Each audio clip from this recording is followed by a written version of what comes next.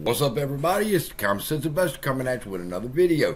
And I want you to take a look at this lawsuit here, people. It was filed 11/27/24, just before Thanksgiving. And I want you to see who is suing, all right? These are the plaintiffs. Texas, Alabama, Arkansas, Indiana, Iowa, Kansas, Missouri, Montana, Nebraska, West Virginia, and Wyoming. And who are they suing? These are the attorney generals of each of their states, all right? They are suing Blackrock, State Street, and Vanguard Group.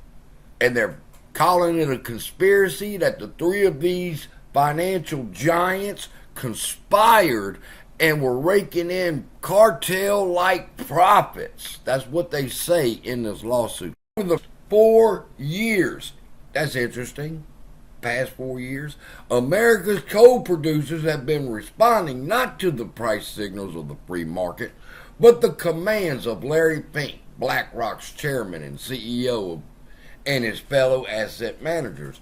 As demand for the electricity Americans need to heat their homes and power their businesses has gone up, the supply of coal used to generate the electricity has been artificially depressed and the price has skyrocketed.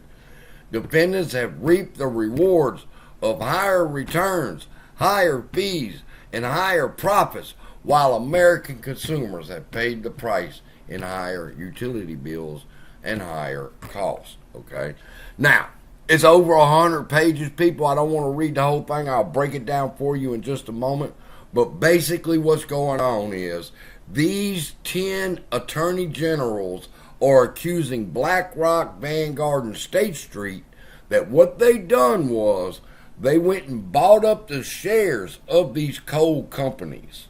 Then once they had enough voting power, they used that voting power as blackmail, that either the coal companies would reduce their amount of coal that they were producing because of the ESG doctrine that they trying to carbon footprint bullshit. They forced these coal companies to quit producing coal. And that caused the price of the electricity bills and the other costs that goes along with this to be passed on to the consumers of the states that are involved in this lawsuit. Now, they say such anti-competitive ownership blocks are an abomination. An abomination. They are so upset with BlackRock, Vanguard, and State Street for what they've done over the past 4 years, and they could not do anything about it until a new administration took over. And now they're going after them for the past 4 years of what they've done. Now, they're using the anti-competitive rule. And I was sitting back wondering, how is this going to play into the lawsuit? And what they done was, not only did they control these coal producing companies, but when other coal producing companies wanted to step up production and try to get loans from banks so that they could step up the production necessary to supply what the demand was, BlackRock, State Street, and Vanguard owned the banks, and they refused those smaller coal companies the loans so that they could grow their business.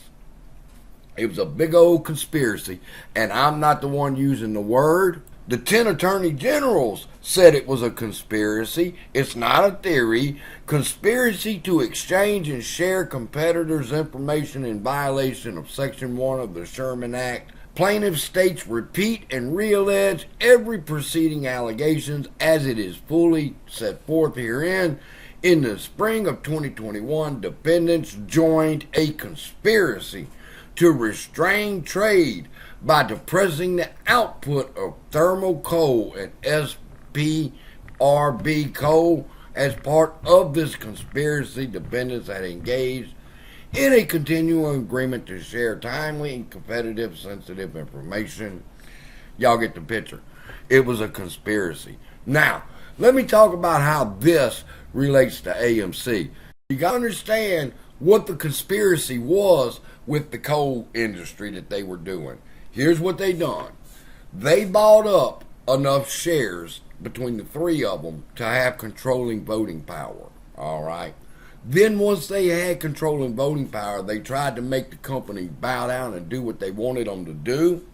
And if they didn't, then because they were majority shareholders, they could write in to the company, call a special meeting, put someone else up for nomination on the board, and hold a special election. Do you understand that? They've been trying to do that for 3 years with AMC, but investors keep standing in their way. I bring your attention back to this proxy statement. See, they can't do it to AMC what they were doing to the coal industry because we have anti-takeover matters in position at AMC. But Adam Aaron and his Adam Aaron fan club, everybody to vote yes for these proposals. And what would have happened was Blackrock, Vanguard, and State could have then wrote into the board for a special meeting, submit who they wanted on the board, vote them in, and take over the company. Now, who were the top 3 investors in AMC? Blackrock, State Street, and Vanguard. And that's exactly what they were wanting to do to us. They were wanting to be able to have enough of the shares, write into the board, hold a special meeting, and put who they want on our board and take it over. But retail investors stopped them again. I'm just interested because we're fixing to vote on it again coming up in just a few months. I wonder if all these clowns are going to be telling everybody it's a good idea to remove your anti-takeover measures. We shall see. And don't think that just because it's Blackrock, Vanguard, and State Street that are in this lawsuit, Ken Griffin's off the hook. Because he's not. And that's coming up in the next video. Ken Griffin's in trouble. Love y'all. Be blessed. See you in the next video.